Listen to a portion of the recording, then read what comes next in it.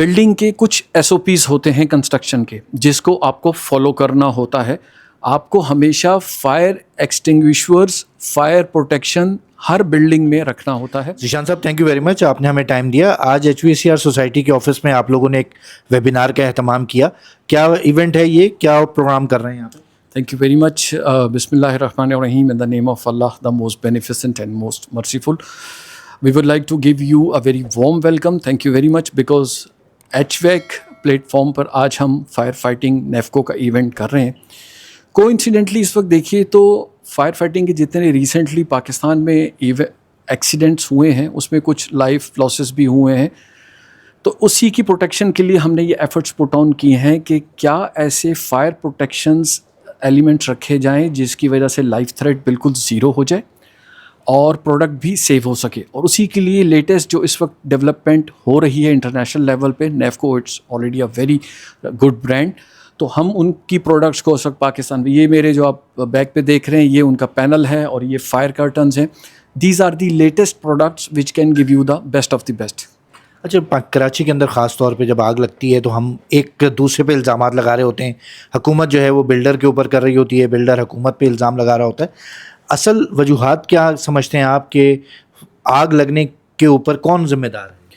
آپ نے بہت اچھا سوال کیا اور دیکھیے اس سوال کا جواب بہت سادہ سا ہے.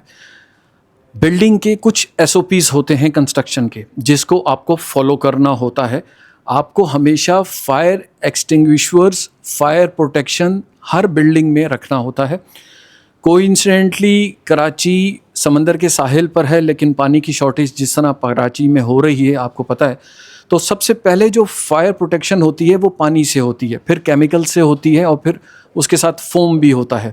تو آپ نے جو سوال کیا اس کے لیے تو بیسیکلی اگر دیکھا جائے تو جو بلڈنگ کنٹرول اتھارٹی ہے اس کو ایس او پیز فالو کرنی چاہیے جو فائر پروٹیکشن کی ہوں، اور ہمیشہ اس کی آپ کو پریکٹس کروانی چاہیے. جیسے میں اس وقت اگزامپل دوں، بڑے جو اس وقت لیڈنگ اسکولز ہیں کراچی میں اسپیشلی پوش ایریا میں، وہ اپنے اسٹوڈنٹس کو ویکلی یا منتھلی پریکٹس کراتے ہیں ایگزیکٹ ایمرجنسی ایگزٹ کی.